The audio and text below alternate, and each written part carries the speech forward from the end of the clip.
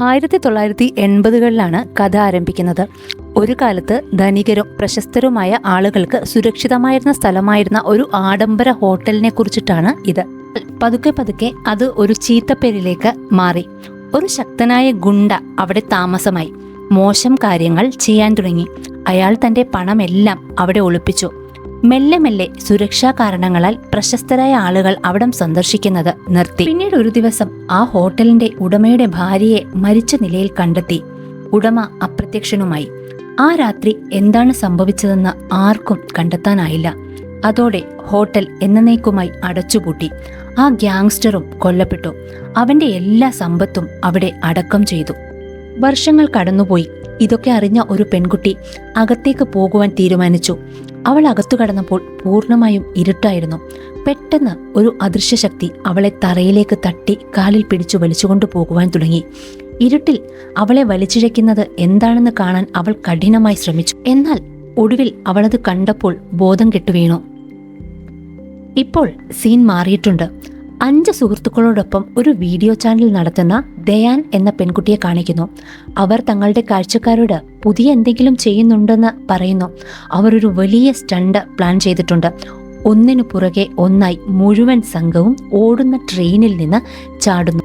ഇത് കണ്ട എല്ലാവരും ഷോക്കായി. ട്രെയിൻ അവരുടെ മുകളിലൂടെ കടന്നുപോയി. പക്ഷെ അവസാന നിമിഷം അവർ ട്രാക്കിന്റെ സൈഡിലെ മതിലിനോട് ചേർന്ന് കിടന്നതുകൊണ്ട് രക്ഷപ്പെട്ടു.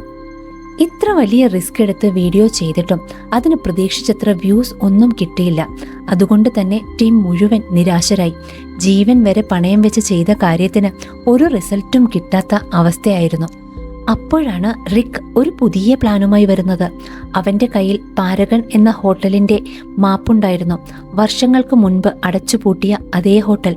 സ്ഥലത്തെക്കുറിച്ച് അവൻ തന്റെ കൂട്ടുകാരോട് വിശദീകരിച്ചു കൊടുത്തു. ഒരു ഗ്യാങ്സ്റ്ററിന്റെ പണം അവിടെ ഒളിപ്പിച്ചിട്ടുണ്ടെന്നാണ് ആളുകൾ വിശ്വസിക്കുന്നത്. പലരും ആ പണം തേടി ഹോട്ടലിനുള്ളിൽ കയറിയിട്ടുണ്ട്. പക്ഷെ അതിനുശേഷം ആരും തിരിച്ചു വന്നിട്ടില്ല. അതുകൊണ്ട് തന്നെ ആ ഹോട്ടലിൽ ഒരു ദുഷ്ടശക്തി ഉണ്ടെന്നും അവിടെ വരുന്നവരെ അത് വെറുക്കുന്നുവെന്നുമാണ് നാട്ടുകാർ പറയുന്നത്. ഈ കഥ കേട്ടതോടെ ടീം മുഴുവൻ ആവേശത്തിലായി. ഉടനെ തന്നെ അവിടെ പോയി വീഡിയോ ചെയ്യാമെന്ന് അവർ തീരുമാനിച്ചു.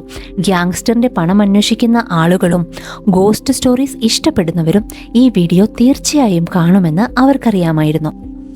അങ്ങനെ സംസാരിച്ചിരിക്കുമ്പോഴാണ് അവരുടെ ഫോണിലേക്ക് ഒരു പുതിയ വീഡിയോയുടെ നോട്ടിഫിക്കേഷൻ വരുന്നത്. വീഡിയോ പ്ലേ ചെയ്ത് കണ്ടതോടെ എല്ലാവരുടെയും മൂഡ് മാറിപ്പോയി. അത് അവരുടെ ഒരു പഴയ സുഹൃത്തിന്റെ വീഡിയോ ആയിരുന്നു. മുൻപ് ഇവരുടെ ടീമിലുണ്ടായിരുന്ന അവൻ ഒരു പെയിന്റിംഗ് മോഷ്ടിക്കുന്നത് ഇവർ തടഞ്ഞതിനെ തുടർന്ന് ടീം വിട്ടുപോയ ആളായിരുന്നു. ഇപ്പോൾ അവൻ മറ്റൊരു ടീമിനൊപ്പമാണ് വർക്ക് ചെയ്യുന്നത്. ആ വീഡിയോയിൽ അവൻ ഇവരുടെ ലോ വ്യൂസിനെ കുറിച്ച് കളിയാക്കുകയും ഇൻസൾട്ട് ചെയ്യുകയും ചെയ്തു. അത് കണ്ടതോടെ എല്ലാവർക്കും വലിയ വിഷമമായി. പക്ഷെ അതിനുശേഷം കൂടുതൽ സീരിയസ് ആയി അവർ പുതിയ വീഡിയോയുടെ പ്ലാനിംഗ് തുടങ്ങുന്നു. കുറച്ചു ദിവസങ്ങൾക്ക് ശേഷം അവരുടെ പ്ലാൻ മുഴുവൻ റെഡിയായി. ഹോട്ടലിലേക്ക് പോകാൻ ഒരുങ്ങിക്കൊണ്ടിരിക്കുമ്പോഴാണ് ഒരാൾ അവരുടെ റൂമിലേക്ക് വരുന്നത്. അവന്റെ പേര് ഫ്രാങ്ക്. അവൻ തന്നെ ഒരു ന്യൂസ് റിപ്പോർട്ടറാണെന്ന് പരിചയപ്പെടുത്തി. ആദ്യം എല്ലാവർക്കും ചെറിയ സംശയമുണ്ടായി. ഇവനിനി സീക്രട്ട് പോലീസാണോ എന്നായിരുന്നു എല്ലാവരുടെയും ഭയം. പക്ഷെ ദയാൻ അതൊന്നും പ്രശ്നമല്ലെന്ന് പറഞ്ഞു. ഹോട്ടലിനെ കുറിച്ച് നമ്മളെക്കാൾ കൂടുതൽ അറിയാവുന്ന ആളാണ് ഫ്രാങ്ക്. ദയാനിട്ട പോസ്റ്റ് കണ്ടതിനാലാണ് താൻ വന്നതെന്ന് ഫ്രാങ്ക് പറയുന്നു. പാരഗൺ ഹോട്ടലിനെ കുറിച്ചിട്ടുള്ള ഒരു സ്റ്റോറി കവർ ചെയ്യണമെന്ന് തനിക്ക് വളരെ നാളായി ആഗ്രഹമുണ്ടായിരുന്നു. പക്ഷെ ഒറ്റയ്ക്ക് അവിടെ പോകാൻ ധൈര്യമുണ്ടായിരുന്നില്ല. അതുകൊണ്ടാണ് ഇപ്പോൾ നിങ്ങളോടൊപ്പം ജോയിൻ ചെയ്യാമെന്ന് കരുതുന്നത്. അതുകൊണ്ട് അവനെ കൂട്ടിക്കൊണ്ടു പോകുന്നത് യൂസ്ഫുൾ ആയിരിക്കുമെന്നും വ്യൂസ് കൂടുമെന്നും അവൾ പറഞ്ഞു. കുറച്ചു നേരത്തെ യാത്രയ്ക്ക് ശേഷം അവർ പാരഗൺ ഹോട്ടലിലെത്തി. പക്ഷേ ഹോട്ടലിന്റെ എല്ലാ വിൻഡോസും മരപ്പലക കൊണ്ട് അടച്ചിരുന്നു. അകത്ത് എങ്ങനെ കയറുമെന്നറിയാതെ എല്ലാവരും നിന്നു. അപ്പോഴാണ് ഫ്രാങ്ക് ഒരു സീക്രട്ട് ടണലിനെ കുറിച്ച് പറയുന്നത്. അത് ഹോട്ടലിനുള്ളിലേക്ക് പോകുന്ന വഴിയായിരുന്നു. അവർ ആ വലിയ ടണലിലൂടെ നടക്കാൻ തുടങ്ങി. പക്ഷെ കുറച്ച് മുന്നോട്ട് പോയപ്പോൾ വഴി ബ്ലോക്കായിരുന്നു. എല്ലാവർക്കും നിരാശയായി. അതിനിടയിൽ വേൺ ഒരു ചെറിയ ടണൽ ശ്രദ്ധിച്ചു. അത് വളരെ ചെറുതായതിനാൽ ക്രോൾ ചെയ്തു മാത്രമേ അകത്തേക്ക് പോകുവാൻ പറ്റുമായിരുന്നുള്ളൂ. കൂടുതൽ വ്യൂസ് കിട്ടുമെന്ന ചിന്തയിൽ അവർ അതിലൂടെ തന്നെ പോകുവാൻ തീരുമാനിച്ചു. കുറച്ച് മുന്നോട്ട് പോയപ്പോൾ എന്തൊക്കെയോ ശബ്ദങ്ങൾ കേൾക്കാൻ തുടങ്ങി. ഉടനെ ഫ്ലാഷ് ലൈറ്റ് ഓൺ ചെയ്ത് നോക്കിയപ്പോൾ അവർ കണ്ടത് ആയിരക്കണക്കിന് വലിയ എലികളെ ആയിരുന്നു. അത് കണ്ട് കോറ ഭയന്നുപോയി. ഫ്രാങ്ക് അവളെ പ്രൊട്ടക്ട് ചെയ്യാൻ ശ്രമിക്കുമ്പോൾ ആ എലികൾ അവരുടെ മുകളിലൂടെ എഴഞ്ഞുപോയി. അവസാനം അവർ ടണലിൽ നിന്ന് പുറത്തേക്കുള്ള വഴി കണ്ടെത്തി. അകത്തെത്തിയപ്പോൾ ഒരു പവർ ബോക്സ് സ്പാർക്ക് ചെയ്യുന്നതും ഗേറ്റ് ബ്ലോക്ക് ആയിരിക്കുന്നതും അവർ കണ്ടു. അതോടെ എല്ലാവരും സ്പ്ലിറ്റായി ഹോട്ടലിലേക്ക് കയറുവാനുള്ള വഴി അന്വേഷിക്കുവാൻ തുടങ്ങി. കോറ ഒരു ലോക്ക് ബ്രേക്ക് ചെയ്ത് ഡയാനെ അകത്തേക്ക് കൊണ്ടുപോയി. പക്ഷെ അവൾ ബാക്കിയുള്ള ഫ്രണ്ട്സിനെ വിളിച്ചില്ല. അകത്ത് കയറിയ ശേഷം എല്ലാവരും ഫോൺ ഉപയോഗിച്ച് റെക്കോർഡിംഗ് തുടങ്ങി. റിക് വ്യൂവേഴ്സിനോട് ഹോട്ടലിനെ കുറിച്ച് എക്സ്പ്ലെയിൻ ചെയ്യുന്നതിനിടയിൽ നിരവധി പ്രാവുകൾ പറന്നുയരുന്നത് കണ്ടു. അതിനു പിന്നാലെ മുകളിൽ നിന്ന് വലിയൊരു ഷേക്കിംഗ് സൗണ്ട് കൂടി കേട്ടു. ഇതോടെ എല്ലാവരും ഭയന്നു. അതിനിടയിൽ വലിയൊരു തൂക്കുവിളക്ക് പൊട്ടി താഴേക്കു വീണു. ഭാഗ്യവശാൽ ആർക്കും ഒന്നും സംഭവിച്ചില്ല. അതേസമയം ഡയാൻ ഡാൻസിങ് റൂമിലേക്ക് എത്തിയിരുന്നു. അവിടെ അവൾ ലൈവ് സ്ട്രീം തുടങ്ങുന്നു. റിക്ക് അവളെ കോൾ ചെയ്തെങ്കിലും അവൾ കോൾ കട്ട് ചെയ്യുന്നു. അതിനുശേഷം റൂമിൽ നിന്ന് ഒരു സ്ട്രേഞ്ച് നോയ്സ് അവൾ കേൾക്കുന്നു. ആദ്യം അത് എലികളായിരിക്കുമെന്നാണ് കരുതിയത്. പക്ഷേ ചെക്ക് ചെയ്യാൻ പോയപ്പോൾ അവളുടെ പിന്നിൽ ഭയപ്പെടുത്തുന്ന ഒരു കൈ പ്രത്യക്ഷപ്പെടുന്നു. പെട്ടെന്ന് ദയാന്റെ ഫോൺ താഴെ വീഴുകയും ലൈവ് വീഡിയോ കട്ടാവുകയും ചെയ്യുന്നു. ഇതിനിടയിൽ റിക്കിന് ദയാൻ മിസ്സിംഗ് ആണെന്ന് മനസ്സിലാവുന്നു. അവൻ എല്ലാവരോടും അവളെ സെർച്ച് ചെയ്യാൻ പറയുന്നു. അതേസമയം ഫോറസ്റ്റ് ഹോട്ടലിന്റെ ഫോട്ടോസ് എടുക്കുകയായിരുന്നു. അപ്പോഴാണ് വാളിൽ ഒരു വലിയ ക്ലോ മാർക്സ് അവൻ കാണുന്നത്. അത് കണ്ടതോടെ അവൻ ഭയന്ന് ഗ്രൂപ്പിന്റെ അടുത്തേക്ക് ഓടി. പിന്നിൽ ഒരു ഡാർക്ക് ഷാഡോ ഓടിപ്പോകുന്നതും കാണാം. വേൺ ആ ഫോട്ടോസ് ഗ്രൂപ്പിനെ കാണിച്ചപ്പോൾ എല്ലാവർക്കും സിറ്റുവേഷൻ ഡേഞ്ചറസ് ആണെന്ന് മനസ്സിലായി. അവരുടെ ലൈഫ് തന്നെ ഡേഞ്ചറിലാണെന്ന് റിക്കിന് ഉറപ്പായി. ഉടൻ തന്നെ ദയാനെ കണ്ടെത്തി ഹോട്ടലിൽ നിന്ന് പുറത്തു പോകണമെന്ന് അവൻ പറഞ്ഞു. അതിനവർ ഇപ്പോൾ ഒരു എസ്കേപ്പ് പ്ലാൻ ഉണ്ടാക്കിയിട്ടുണ്ട്. ഇപ്പോൾ അവർ ഹോട്ടലിന്റെ ഉള്ളിൽ വളരെ ഡീപ്പായിട്ടാണ് ഉള്ളത്. അതുകൊണ്ട് റിസപ്ഷനിൽ നിന്ന് മാസ്റ്റർ കീ കണ്ടെത്തി മെയിൻ ഡോർ തുറക്കാമെന്ന് തീരുമാനിച്ചു. കുറച്ചുപേർ കീ അന്വേഷിക്കുവാനും മറ്റുള്ളവർ ദയാനെ അന്വേഷിക്കുവാനും പോയി. പെട്ടെന്ന് ഒരു പെൺകുട്ടിയുടെ കാലിൽ ട്രാപ്പ് കുടുങ്ങി. അവൾ ഉറക്കെ നിലവിളിക്കാൻ തുടങ്ങി. എല്ലാവരും അവളുടെ അടുത്തേക്ക് ഓടിയപ്പോൾ കാലിന് വലിയ മുറിവ് പറ്റിയിട്ടുള്ളതായി കണ്ടു. ഒന്നിച്ച് ശ്രമിച്ച് ട്രാപ്പിൽ നിന്ന് അവളുടെ കാൽ പുറത്തെടുത്തു. ഉടനെ തന്നെ ഹോസ്പിറ്റലിലേക്ക് പോകണമെന്ന് ചിലർ പറഞ്ഞു. പക്ഷേ ദയാനെ കണ്ടെത്താതെ താൻ വരില്ലെന്ന് റിക്ക് പറഞ്ഞു. അതിനിടയിലാണ് ദയാന്റെ ഫോൺ റിങ്ങിങ് ചെയ്യുന്നത് അവർ കേൾക്കുന്നത്. ആ സൗണ്ട് ഫോളോ ചെയ്ത് അവർ അടുത്ത ഫ്ലോറിലേക്ക് എത്തി. അവിടെ അവർ കണ്ടത് ഒരു ക്രീപ്പി ട്രീ ആയിരുന്നു. ആ മരത്തിൽ നിരവധി ഫോണുകളും ക്യാമറകളും തൂങ്ങിക്കിടക്കുകയായിരുന്നു. മുമ്പ് ഈ ഹോട്ടൽ എക്സ്പ്ലോർ ചെയ്യാൻ വന്നവരുടേതായിരിക്കുമെന്ന് അവർ കരുതി. അതിനിടയിൽ ദയാന്റെ ഫോണും ഉണ്ടായിരുന്നു. ഉടനെ അവർ ഫോൺ എടുത്ത് വീഡിയോസ് ചെക്ക് ചെയ്യാൻ തുടങ്ങി. പക്ഷെ എന്താണ് ദയാന് സംഭവിച്ചെന്ന് മനസ്സിലാകുന്നതിന് മുൻപ് ഫോണിന്റെ ബാറ്ററി ഡെഡായി. അപ്പോഴാണ് അവിടെ വേറെ ആരോ ഉണ്ടെന്ന് അവർ മനസ്സിലാക്കുന്നത്. അടുത്ത നിമിഷം തന്നെ ചില അജ്ഞാതർ അവരെ ചുറ്റി നിന്നു. അത് ജെയ്ഡിന്റെ ടീമായിരുന്നു. മുൻപ് ഇവരോടൊപ്പം ഉണ്ടായിരുന്ന സുഹൃത്ത്, പിന്നീട് മറ്റൊരു വീഡിയോ ചാനലിലേക്ക് പോയ ആളാണ് ജെയ്ഡ്. ദയാൻ ഇട്ട പോസ്റ്റ് കണ്ടതിന് ശേഷമാണ് ഇവരും ഇവിടെ എത്തിയിരിക്കുന്നത്. പക്ഷേ ഇവർ വീഡിയോ എടുക്കാനല്ല വന്നിരിക്കുന്നത്. റിക്കിന്റെ ടീം ഹിഡൻ മണിയെക്കുറിച്ച് അറിഞ്ഞ് അതെടുക്കാൻ വന്നതാണെന്നാണ് അവർ കരുതിയിരിക്കുന്നത്. ജെയ്ഡിന്റെ ടീം ഇപ്പോൾ ഇവരെ ഗൺ പോയിന്റിൽ നിർത്തി പണം എവിടെയെന്ന് പറയൂ എന്ന് ഭീഷണിപ്പെടുത്തി. ഫ്രാങ്കിനൊഴികെ ആർക്കും പണത്തിനെക്കുറിച്ച് ഒന്നും അറിയില്ലായിരുന്നു. ഗൺ അവന്റെ നേരെ ചൂണ്ടിയപ്പോൾ ഫ്രാങ്ക് സത്യം തുറന്നു പറഞ്ഞു. മുമ്പ് താൻ റിപ്പോർട്ടറാണെന്ന് പരിചയപ്പെടുത്തിയെങ്കിലും അത് കള്ളമായിരുന്നുവെന്ന് അവൻ പറഞ്ഞു. യഥാർത്ഥ റിപ്പോർട്ടർ അവന്റെ ഭാര്യ അമാൻഡ ആയിരുന്നു. ഈ ഹോട്ടലിനെ കുറിച്ച് അവൾ ഏറെ റിസർച്ച് ചെയ്തിരുന്നു. ഹോട്ടൽ പ്രവർത്തിച്ചിരുന്ന സമയത്ത് അമാൻഡ അവിടെ പലതവണ വന്നിട്ടുണ്ട്. ഗ്യാങ്സ്റ്റർ ഏത് ഫ്ലോറിലാണ് താമസിച്ചിരുന്നത് എന്നുപോലും അവൾക്കറിയാമായിരുന്നു. കുറച്ചു മാസങ്ങൾക്ക് മുൻപ് എൻ്റെ ഭാര്യ ഒരു ഫോട്ടോഗ്രാഫറിനൊപ്പം ഈ ഹോട്ടലിനെ കുറിച്ചുള്ള ഡോക്യുമെന്ററി ഷൂട്ട് ചെയ്യാൻ ഇവിടെ വന്നിരുന്നു. പക്ഷേ അതിനുശേഷം അവളെ കാണാതെയായി. ഞാൻ പോലീസിൽ മിസ്സിംഗ് കേസ് റിപ്പോർട്ട് ചെയ്തു. അവളെ കണ്ടെത്താൻ കഴിയുന്ന എല്ലാം ഞാൻ ശ്രമിച്ചു. പക്ഷേ അവസാനം പോലീസ് പോലും അന്വേഷണം ഉപേക്ഷിച്ചു. ദയാന്റെ പോസ്റ്റ് കണ്ടപ്പോഴാണ് എനിക്ക് വീണ്ടും പ്രതീക്ഷ ലഭിച്ചത്. എന്റെ ഭാര്യയെ കണ്ടെത്താനാണ് ഞാൻ നിങ്ങളുടെ ടീമിനൊപ്പം ജോയിൻ ചെയ്തത്. ഫ്രാങ്ക് തന്റെ കഥ പറയുന്നതിനിടയിൽ റിക്ക് ഒരു കാര്യം ശ്രദ്ധിച്ചു. ഗൺ പിടിച്ചിരുന്ന ആളിന്റെ കയ്യിൽ തന്റെ സുഹൃത്ത് റയാൻ ഉപയോഗിച്ചിരുന്ന ഹാൻഡ് കർച്ചീഫ് ഉണ്ടായിരുന്നു. അത് കണ്ടതോടെ റയാനെ കാണാതായതിന്റെ പിന്നിൽ ജെയ്ഡിന്റെ ടീമാണെന്ന് റിക്കിന് മനസ്സിലായി. കോപം നിയന്ത്രിക്കാനാവാതെ റിക്ക് ആ മനുഷ്യനെ ആക്രമിച്ചു. പക്ഷേ അവൻ റിക്കിനെ ശക്തിയായി തള്ളിയതോടെ റിക്ക് ബാൽക്കണിയിൽ നിന്ന് താഴേക്കു വീണു. പഴകി തകർന്ന ഫ്ലോർ തകർന്ന് റിക്ക് ഒരു വലിയ കുഴിയിലേക്ക് പതിച്ചു. ഇത് കണ്ട റിക്കിന്റെ ടീം കടുത്ത ദേഷ്യത്തിലായി. പക്ഷേ മറ്റവരുടെ കയ്യിൽ ഗൺ ഉണ്ടായിരുന്നതിനാൽ അവർക്ക് ഒന്നും ചെയ്യാനായില്ല. അവർ ഫ്രാങ്കിനോട് പണം എവിടെ ആയിരിക്കാമെന്ന് ചോദിച്ചു. ഫ്രാങ്കിനോട് പറഞ്ഞു, ഞാൻ മാപ്പിൽ മാർക്ക് ചെയ്തിട്ടുണ്ട്, അത് കാര്യങ്ങളുടെ കയ്യിലാണ്. ഫ്രാങ്ക് ഇത് മനഃപൂർവ്വം പറഞ്ഞതായിരുന്നു. മാപ്പ് കിട്ടാൻ വേണ്ടിയെങ്കിലും അവർ റിക്കിനെ രക്ഷിക്കാൻ ശ്രമിക്കുമെന്ന് അവൻ കരുതി. അവർ താഴേക്കിറങ്ങി. വലിയ ഗ്യാപ്പിന്റെ മറുവശത്ത് ഒരു ബോഡി കിടക്കുന്നത് കണ്ടു. അത് റിക്കാണെന്ന് എല്ലാവരും കരുതി.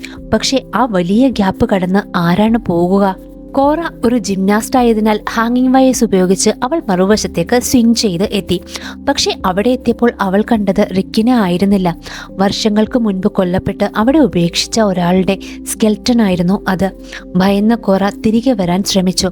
പക്ഷെ മുൻപ് അവൾ ഇൻസൾട്ട് ചെയ്തതിന്റെ ദേഷ്യത്തിൽ ജെയ്ഡ് ആ വയർ കട്ട് ചെയ്തിട്ടുണ്ടായിരുന്നു. അവളോട് വലിയ വിരോധമുണ്ടായിരുന്നു. അതേസമയം ജെയ്ഡിന്റെ ടീം ഫ്രാങ്കിനെ കൂട്ടി മുകളിലേക്ക് പോയി. ഒരു റൂമിലുള്ള അലമാരയിൽ നിന്നും സ്ട്രേഞ്ച് നോയ്സ് കേൾക്കാൻ തുടങ്ങി. അവർ അത് തുറന്നപ്പോൾ പേടിച്ചു വിറങ്ങലിച്ച ഒരു പെൺകുട്ടി പുറത്തേക്ക് വന്നു. ഫ്രാങ്ക് അവളെ കണ്ട ഉടനെ തിരിച്ചറിഞ്ഞു. അത് തന്റെ ഭാര്യ അമാൻഡയുടെ ഫോട്ടോഗ്രാഫറായ ബത്ത് ആയിരുന്നു. അമാൻഡ എവിടെയെന്ന് ഫ്രാങ്ക് ചോദിച്ചെങ്കിലും ബത്ത് മറുപടി ഒന്നും പറഞ്ഞില്ല. അവൾ ഒരേയൊരു കാര്യം മാത്രം വീണ്ടും വീണ്ടും പറഞ്ഞുകൊണ്ടേയിരുന്നു, അവൻ വരുന്നു, അവൻ നമ്മളെ എല്ലാം കൊല്ലും. അതിനിടയിൽ റൂമിന്റെ പുറത്തുനിന്ന് വലിയ കാലടി ശബ്ദം കേൾക്കുവാൻ തുടങ്ങി. അത് മനുഷ്യന്റെ കാലടി ശബ്ദമല്ലെന്ന് അവർക്ക് മനസ്സിലായി. ഉടനെ ജെയ്ഡിന്റെ ഗ്രൂപ്പ് എല്ലാ കേർട്ടൻസും അടച്ചു. ലൈറ്റ് ഓഫ് ചെയ്ത് നൈറ്റ് വിഷൻ ഗ്ലാസ് ധരിച്ചു ക്രീച്ചറിനെ അന്വേഷിക്കാൻ തുടങ്ങി. പെട്ടെന്ന് അവരുടെ മുൻപിൽ ഭയപ്പെടുത്തുന്ന ഒരു ഭീകരജീവി ജെയ്ഡിന്റെ ഒരു സുഹൃത്തിന്റെ മേൽ ചാടി വീണു. ഒരു വലിയ ഇരുമ്പ് റോഡ് അവന്റെ കഴുത്തിൽ ചുറ്റിപ്പിടിച്ച് അതിക്രൂരമായി കൊന്നു.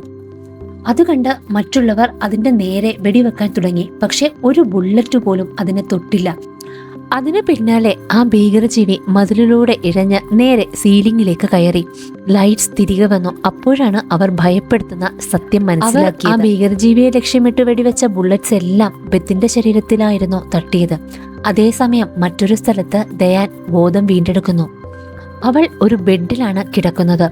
റൂം മുഴുവൻ ഫ്ലവേഴ്സ് കൊണ്ട് അലങ്കരിച്ചിട്ടുണ്ട്. ഫ്ലോറിൽ ക്യാൻഡിൽസ് കത്തിച്ച് ഒരു വിചിത്രമായ സിമ്പിൾ വരച്ചിട്ടിട്ടുണ്ട്. ഒരു ഡാർക്ക് മാജിക് റിച്വൽ നടക്കാനിരിക്കുന്നത് പോലെ ആയിരുന്നു ആ സ്ഥലം. ഇപ്പോൾ കോറയാണ് കാണിക്കുന്നത്. അവൾ റിക്കിനെ ഒറ്റയ്ക്ക് അന്വേഷിക്കുകയാണ്. ഒരു റൂമിൽ നിന്ന് ശബ്ദം കേട്ടതോടെ അവൾ അകത്ത് കയറി. പക്ഷേ അകത്ത് കയറിയ ഉടനെ ആരോ ഡോർ ശക്തിയായി അടച്ചു. പെട്ടെന്ന് ആരോ അവളുടെ കയ്യിൽ പിടിച്ചു. പേടിച്ച കോറയെ ആൾ ബെഡിന്റെ അടിയിലേക്ക് വലിച്ചു. അത് റിക്കായിരുന്നു. ബെഡിന്റെ അടിയിൽ സുരക്ഷിതമല്ലെന്ന് തോന്നിയ കോറ അലമാരിയിലേക്ക് കയറി ഒളിച്ചു. റിക്ക് ബെഡിന്റെ അടിയിൽ തന്നെ ഇരുന്നു. അതിനിടയിൽ ആ ജീവി റൂമിനകത്തേക്ക് വന്നു. അത് അലമാര തുറന്നു നോക്കി. പക്ഷെ മുകളിലേക്ക് കയറി ഒളിച്ചിരുന്ന കോറയെ അത് ആദ്യം കണ്ടില്ല.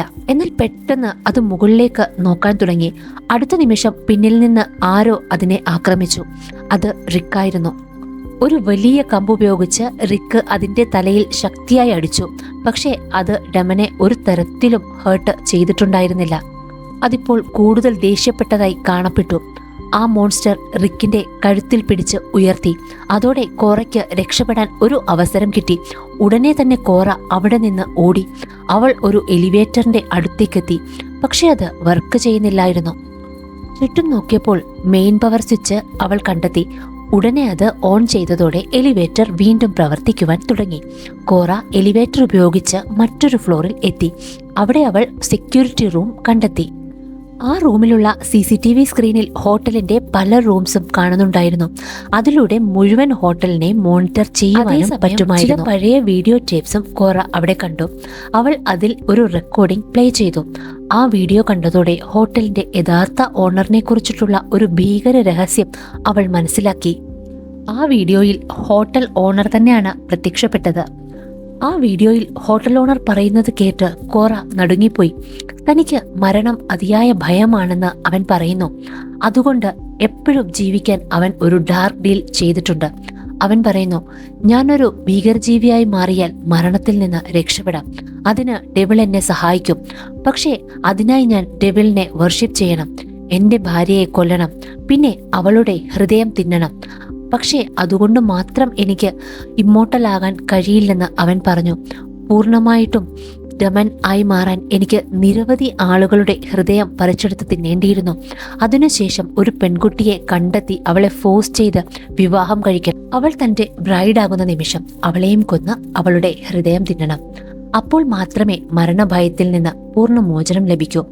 ഈ വീഡിയോ കണ്ടതോടെ ബിൽഡിങ്ങിലൂടെ അലഞ്ഞു നടക്കുന്ന ഡ്രമൻ യഥാർത്ഥത്തിൽ ഹോട്ടൽ ഓണർ തന്നെയാണെന്ന് കോറയ്ക്ക് മനസ്സിലായി. മനുഷ്യരെ വേട്ടയാടി അവരുടെ ഹൃദയം പറിച്ചെടുത്ത് തിന്നുകയാണ് അവൻ ചെയ്യുന്നത്. ദയാനെ ജീവനോടെ വെച്ചതിന് ഒരു പ്രത്യേക കാരണമുണ്ടായിരുന്നു. അവൾ തന്നെയായിരുന്നു അവന്റെ അവസാനത്തെ ഇര. ദയാനെ വിവാഹം കഴിച്ച ശേഷം അവളെ കൊന്ന് ഹൃദയം തിന്നാനായിരുന്നു അവന്റെ പദ്ധതി. CCTV സ്ക്രീൻ നോക്കിയപ്പോൾ ദയാൻ ആ ഡെക്കറേറ്റഡ് റൂമിൽ കുടുങ്ങിക്കിടക്കുന്നത് കോറ കണ്ടു. അതേസമയം ജെയ്ഡിന്റെ ഗ്രൂപ്പ് ഒടുവിൽ ആ ഒളിപ്പിച്ച നിധി കണ്ടെത്തിയിരുന്നു. പക്ഷേ അവരെ കൊല്ലാൻ ആ ഭീകരജീവി അടുത്തെത്തിക്കൊണ്ടിരിക്കുകയാണെന്ന കാര്യം അവർക്ക് അറിയില്ലായിരുന്നു. അതേസമയം റൂമിലിരുന്ന ദയാൻ ഒരു ജേണൽ കണ്ടെത്തി. അതിലെഴുതിയിരുന്നത് കോറ ടേപ്പിൽ നിന്ന് മനസ്സിലാക്കിയ അതേ ഭീകര സത്യങ്ങളായിരുന്നു. ഹോട്ടൽ ഓണറിനെ കുറിച്ചിട്ടുള്ള സത്യങ്ങൾ വായിച്ച ദയാൻ ഭയന്നുപോയി.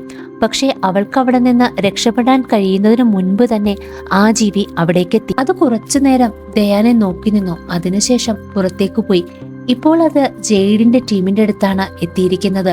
ഗ്രൂപ്പിലുണ്ടായിരുന്ന ഒരു പെൺകുട്ടിയെ അവൻ ആക്രമിച്ചു. ആദ്യം അവളുടെ കഴുത്തിൽ പിടിച്ച് ശ്വാസം മുട്ടിച്ചു. പിന്നീട് തന്റെ മൂർച്ചയുള്ള കൈകൾ ഉപയോഗിച്ച് അവളുടെ നെഞ്ചു കീറി തുറന്നു. അതിനുശേഷം ഹൃദയം പുറത്തെടുത്ത് തിന്നുകയും ചെയ്തു. ഈ ക്രൂരമായ കാഴ്ച CCTV ക്യാമറ വഴി കണ്ട കോറ ഭയന്നു വിറച്ചു.